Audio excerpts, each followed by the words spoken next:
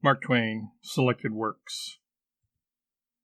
Autobiographical Dictation on Ralph Keeler, 1898. He was a Californian.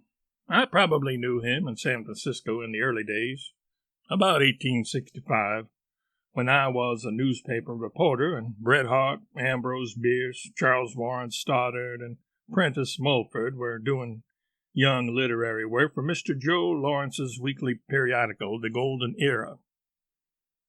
At any rate, I knew him in Boston a few years later, where he comraded with Howells, Aldrich, Boyle O'Reilly, and James T. Fields, and was greatly liked by them.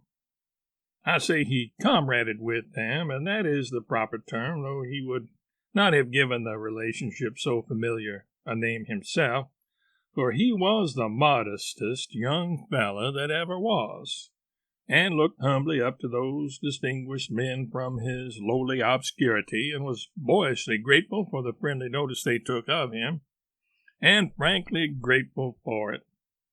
And when he got a smile and a nod from Mr. Emerson and Mr. Whittier and Holmes and Lowell and Longfellow, his happiness was the prettiest thing in the world to see. He was not more than 24 at this time. The native sweetness of his disposition had not been marred by cares and disappointments. He was buoyant and hopeful, simple-hearted, and full of the most engaging and unexacting little literary ambitions, and whomsoever he met became his friend, and, by some natural and unexplained impulse, took him under protection. He probably never had a home nor boyhood. He had wandered to California as a little chap from somewhere or other, and had cheerfully achieved his bread in various humble callings, educating himself as he went along, and having a good and satisfactory time. Among his various industries was clog dancing and a nigger show. When he was about 20 years old, he scraped together $85 in greenbacks, worth about half that sum in gold, and on this capital he made the tour of Europe and published an account of his travels in the Atlantic Monthly. When he was about 22, he wrote a novel called Gloverson and His Silent Partners, and not only that, but found a publisher for it. But that was not really a surprising thing in his case, for not even a publisher is hard-hearted enough to be able to say no to some people, and Ralph was one of those people. His gratitude for a favor granted him was so simple and sincere and so eloquent and touching that a publisher would recognize that if there was no money in the book, there was still a profit to be had out of it, beyond the value of money and above money's reach. There was no money in that book, not a single penny, but Ralph Keeler always spoke of his publisher as other people speak of divinities. The publisher lost $200 or $300 on the book, of course, and knew he would lose it when he made the venture, but he got much more than the worth of it back in the author's adoring admiration of him. Ralph had little or nothing to do, and he often went out with me to the small lecture towns in the neighborhood of Boston. These lay within an hour of town, and we usually started at 6 or thereabouts and returned to the city in the morning. It took about a month to do these Boston annexes, and that was the easiest and pleasantest month of the 4 or 5 which constituted the lecture season. The Lyceum system was in full flower in those days, and James Redpath's bureau in School Street, Boston, had the management of it throughout the northern states and Canada. Redpath farmed out the lecturers in groups of 6 or 8 to the lyceums all over the country at an average of about $100 a night for each lecturer. His commission was 10%. Each lecturer appeared about 110 nights in the season. There were a number of good drawn names in his list: Henry Ward Beecher, Anna Dickinson, John B. Gough, Horace Greeley, Wendell Phillips, Petroleum V. Nasby, Josh Billings, Hayes, the Arctic explorer, Vincent, the English astronomer, Parsons, Irish orator, Agassiz. He had in his list 20 or 30 men and women of light consequence and limited reputation, who wrote for fees ranging from $25 to $50. Their names have perished long ago. Nothing but art could find them a chance on the platform. Redpath furnished that art. All the lyceums wanted the big guns and wanted them yearningly, longingly, strenuously. Redpath granted their prayers, on this condition. For each house filler allotted them, they must hire several of his house emptiers. This arrangement permitted the lyceums to get through alive for a few years, but in the end it killed them all and abolished the lecture business. Olive Logan's notoriety grew out of only the initiated knew what. Apparently it was a manufactured notoriety, not an earned one. She did write and publish little things in newspapers and obscure periodicals, but there was no talent in them and nothing resembling it. In a century they would not have made her known. Her name was really built up out of newspaper paragraphs set afloat by her husband, who was a small salaried minor journalist. During a year or two, this kind of paragraphing was persistent. One could seldom pick up a newspaper without encountering it. It is said that Olive Logan has taken a cottage at Nahant and will spend the summer there. Olive Logan has set her face decidedly against the adoption of the short skirt for afternoon wear. The report that Olive Logan will spend the coming winter in Paris is premature. She has not yet made up her mind. Olive Logan was present at Warlick's on Saturday evening and was outspoken in her approval of the new place.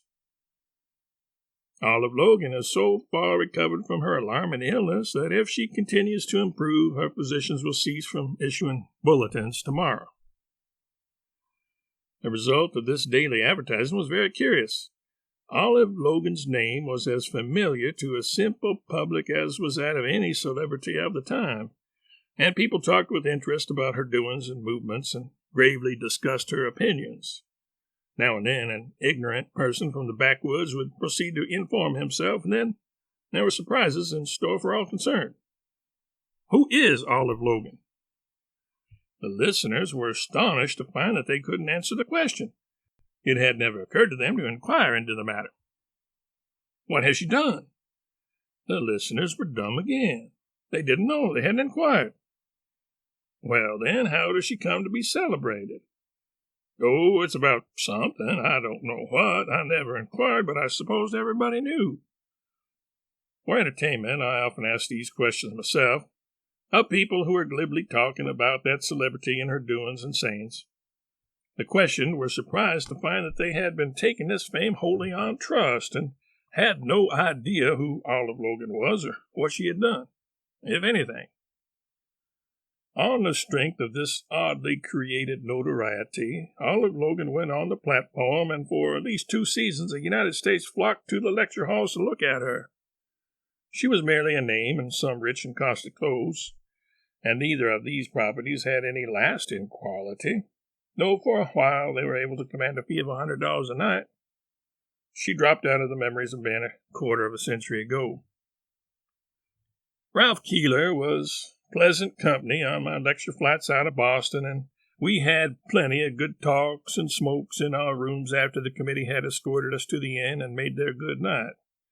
There was always a committee, and they wore a silk badge of office. They received us at the station and drove us to the lecture hall. They sat in a row of chairs behind me on the stage, minstrel fashion, and in the earliest days their chief used to introduce me to the audience. But these introductions were so grossly flattering that they made me ashamed, and so I began my talk at a heavy disadvantage. It was a stupid custom.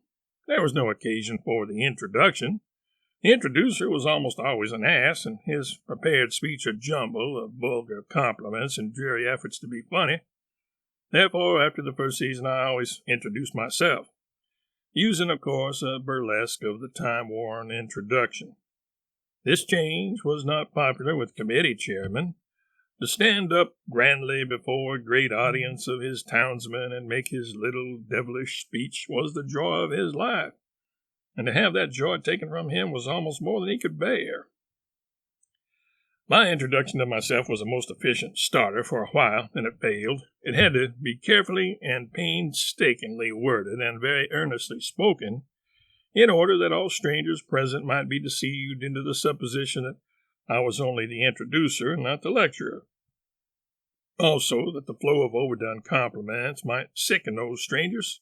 Then, when the end was reached and the remark casually dropped at I was the lecturer and had been talking about myself, the effect was very satisfactory.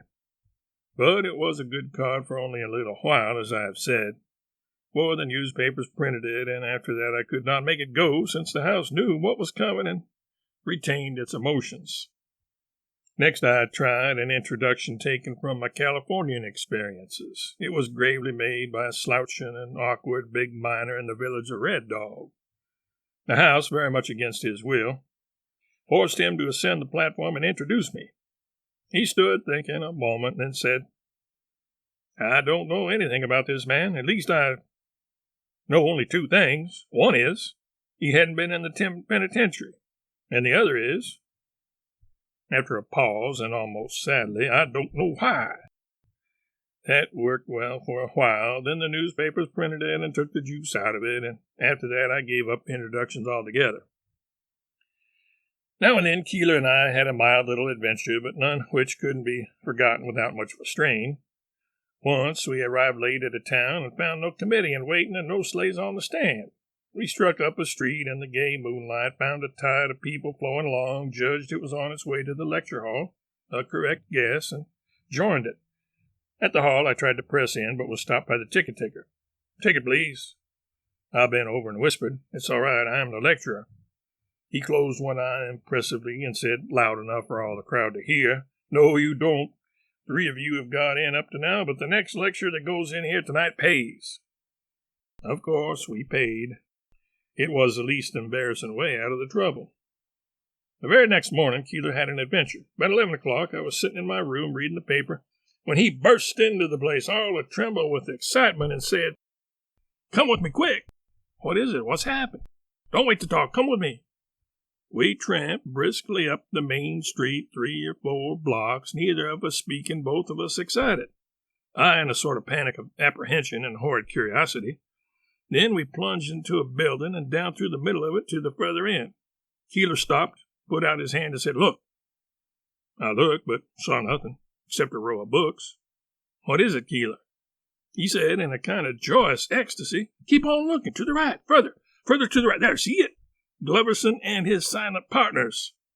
And there it was, sure enough. This is a library, understand, public library, and they've got it. His eyes, his face, his attitude, his gestures, his whole being spoke his delight, his pride, his happiness. It never occurred to me to laugh. A supreme joy like that moves one the other way. I was stirred almost to the crying point to see so perfect a happiness. He knew all about the book, for he had been cross-examining the librarian. It had been in the library 2 years, and the record showed that it had been taken out 3 times. "And read, too," said Keeler. "See, the leaves are all cut. Moreover, the book had been bought, not given. It's on the record." I think Gloverson was published in San Francisco.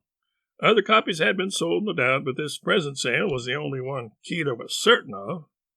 It seems unbelievable that the sale of an edition of one book could give an author this immeasurable peace and contentment, but I was there and I saw it. Afterward, Keeler went out to Ohio and hunted out one of Osawatomie Brown's brothers on his farm and took down in longhand his narrative of his adventures in escaping from Virginia after the tragedy of 1859.